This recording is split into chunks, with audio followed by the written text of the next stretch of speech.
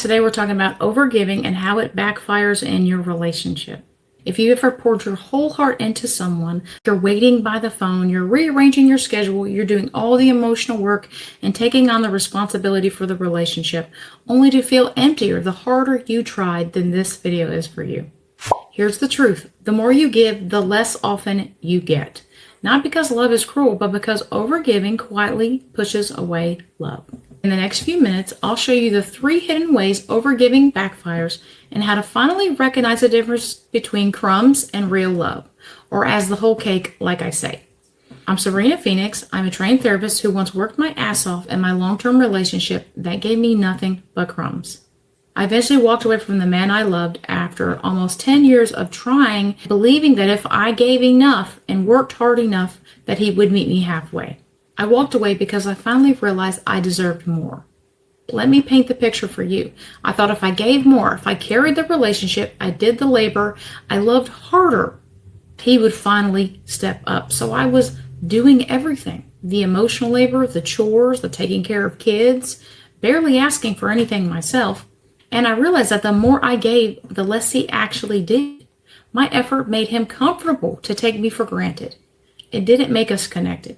And here's why. Overgiving teaches men to undergive.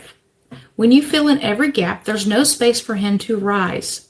It blurs your value. When everything is available on demand, like always being available for late night calls or bending plans at the last minute, it stops feeling special.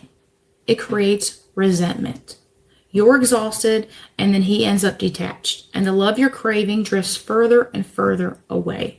And typically what I see women do is they just try harder. They double down, and this doesn't work because that resentment just builds and builds. Here's the loop I want you to hold on to. The harder you work for crumbs, the harder it becomes to get actual cake. It's a vicious cycle.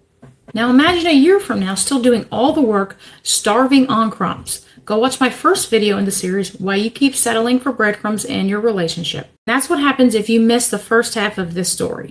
The shift starts there. The blind spot I see of most strong women. If you're successful and you're crushing it in your career, then why do you miss the mark in love? It's because high-achieving women are conditioned to earn love the way they earn everything else, through hard work, okay? We think effort equals value. And that's not the case. In relationships, over effort erases value. Here's the truth. Overgiving is like overdrafting your emotional bank account. You keep making deposits into someone else's balance while your account is empty. And the truth, a healthy relationship feels like a joint savings. Both people are investing and both people are benefiting.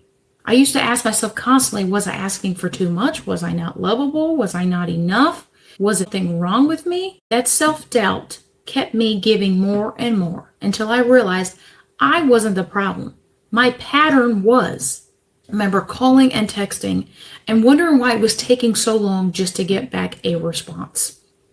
And kept thinking, okay, am I just needing too much here? All I wanted was some consistency. I wanted to feel seen, heard, and valued. And that's not what you're going to feel if someone isn't consistently showing up for you. And once you see this, you can never unsee it. But how do you shift from crumbs to actual cake? That's what I'm about to break down. It's about choosing nourishment and rejecting crumbs. The shift came the day I walked away, not because I stopped loving him, but because I started loving me more. I started to see that crumbs would never be enough, that I wasn't okay with inconsistency and me doing all the work and him only giving crumbs. I knew that wasn't enough for me or my children. I didn't want my kids to think that this was how love was supposed to work, because it's not. If I stayed and tolerated crumbs, that's all I would get. And that wasn't okay. So this is what happens when you stop overgiving. You create space for reciprocity. You raise your standards without apology. And you stop mistaking crumbs for connection. That's when love can finally flow towards you instead of always leaking out of you. If you're ready to stop giving until you're empty and start receiving the mutual love, make sure you watch last week's video so you can start getting the whole cake and stop living off crumbs, because you deserve a relationship where you feel seen, heard, loved, and adored. And that's not going to happen with crumbs. What happens is we get into this dynamic with someone and it feels familiar. And because it's familiar, we don't realize that it's not enough, that it's settling. You are settling for what is your normal. But if your normal isn't good for you, it's going to feel bad. But it may take you a while to realize, okay, this doesn't feel good. It took me a while. So don't beat yourself up. So first it was the mental shift that, okay, this isn't enough. I started waking up to how receiving crumbs on the daily was making me feel, and it felt bad. I started to realize that, you know what, crumbs are not going to satisfy me. I'm not going to give my all to someone who refuses to put the work in like I am. Then I had to consistently choose myself. I was also going to back off and stop overgiving and functioning and overinvesting. Then there was a period of time that I waited to see what he was going to do. During this time, I was taking care of myself and putting myself first. Then his reaction in that situation was able to show me, okay, is he able to meet me halfway? Is he able to put in what I'm putting in? Can our relationship be mutually satisfying? Not one where he is overflowing and I'm exhausted. I wasn't going to do that anymore. And then after that period of time, I walked away because I knew my value. Even though it was a very, very painful situation, choosing myself was very empowering and necessary to getting the love you want. Some men can step up, some men can't. And the only way you'll ever know if he can step up and give you the whole cake, okay, is if you back off. If you stop overgiving and overfunctioning. That's how you know.